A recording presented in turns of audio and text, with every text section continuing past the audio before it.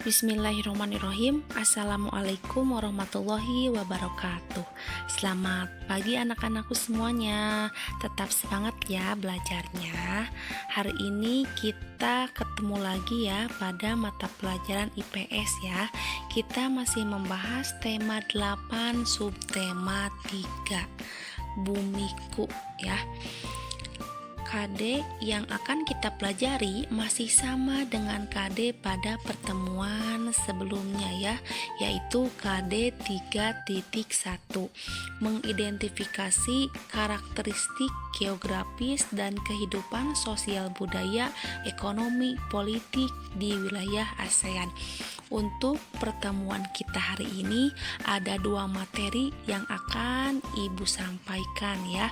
Di antaranya materi yang pertama yaitu tentang pengaruh kondisi geografis terhadap ekonomi masyarakat, dan materi yang kedua yaitu tentang hubungan kondisi alam dengan ekonomi masyarakat. Kita masuk ke materi yang pertama ya. Materi ini ada di pembelajaran 3 ya pada subtema 3, pengaruh kondisi geografis terhadap ekonomi masyarakat. Kondisi geografis suatu negara dapat mempengaruhi kehidupan ekonomi masyarakat di sekitarnya. Misalnya Indonesia ya. Indonesia ini merupakan negara yang cukup strategis letak geografisnya ya. Oleh karena itu, kelebihan ini dimanfaatkan oleh pemerintah untuk meningkatkan ekonomi masyarakat dan menambah devisa negara.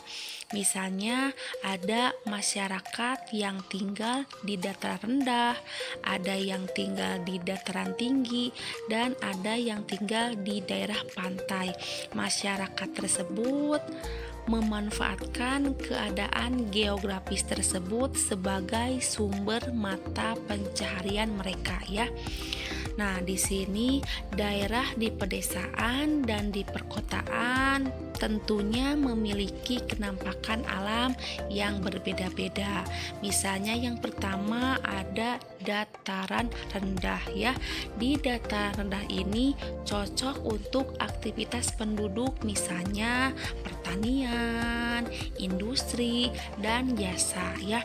Misalnya para petani yang ingin menanam padi, yang ingin menanam jagung ya, atau ingin menanam tanaman apapun, ini cocoknya dilakukan di dataran rendah. Kemudian industri ya, misalnya di kita banyak ya industri. Industri itu yaitu suatu usaha atau kegiatan usaha yang mengolah bahan mentah menjadi barang setengah jadi atau barang jadi ya. Di kita banyak ya industri di Garut, atau misalnya pabrik ya, di kita banyak ada pabrik di Changsin ya. Kemudian industri misalnya di kita di Garut ada pabrik ya, banyak pabrik, misalnya pabrik dodol Garut. Nah, itu cocoknya di dataran rendah ya. Kemudian jasa, misalnya di sini ada jasa transportasi ya, yaitu supir ya, supir bus, kemudian supir angkot. Nah, ini cocoknya di dataran rendah. Selanjutnya di sini yang kedua itu ada juga di dataran tinggi ya. Dataran tinggi itu tanah pegunungan dan berbukit-bukit. Nah, kalau untuk di dataran tinggi ini cocoknya masyarakatnya aktivitasnya seperti perkebunan dan menanam sayuran ya, misalnya perkebunan teh, perkebunan kina atau kopi ya. Kemudian cocok juga digunakan untuk menanam sayuran, misalnya kentang, wortel ya. Nah, itu cocoknya dilakukan di dataran tinggi. Selanjutnya ada di daerah pantai. Daerah pantai ini tentunya dekat dengan laut ya, maka aktivitas penduduknya yaitu yang cocok diantaranya nelayan ya, kemudian penjaga pantai ya, dan petani garam. Inilah aktivitas yang cocok dilakukan di daerah pantai. Kita perhatikan ya, di sini kira-kira sedang apa ya? Nah, gambar ini yaitu wisatawan di Pulau Raja Ampat ya, yang sedang menikmati pesona bawah laut. Nah, ini juga sebagai sumber mata pencaharian ya, sebagai pemandu wisata. Nah, itulah berbagai mata pencaharian ya, sesuai kondisi geografis masyarakat kita. Selanjutnya kita masuk ke materi yang kedua ya, yaitu tentang hubungan kondisi alam dengan ekonomi masyarakat.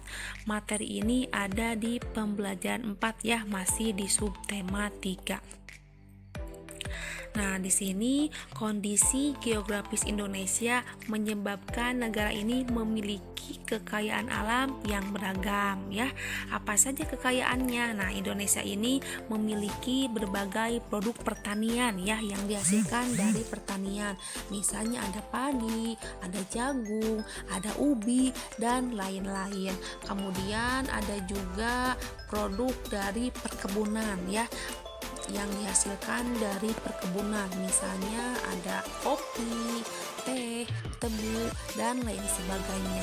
Kemudian ada juga produk yang dihasilkan dari perikanan ya, tentunya berbagai macam ikan ya, atau di sini bentuk wilayah berupa kepulauan yang dikelilingi lautan membuat berbagai jenis ikan ya, kemudian kerang, rumput laut, dan mutiara yang menjadi komoditas penting di Indonesia. Nah, anak-anak, untuk pertemuan hari ini materinya sudah selesai ya.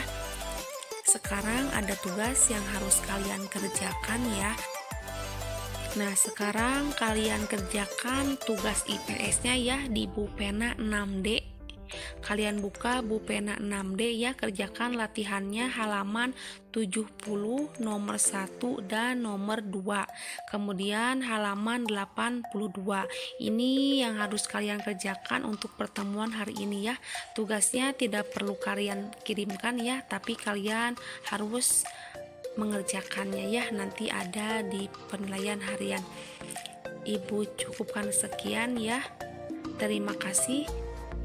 Sampai ketemu pada pertemuan berikutnya ya. Mungkin minggu depan kita penilaian harian tema 8. Wassalamualaikum warahmatullahi wabarakatuh.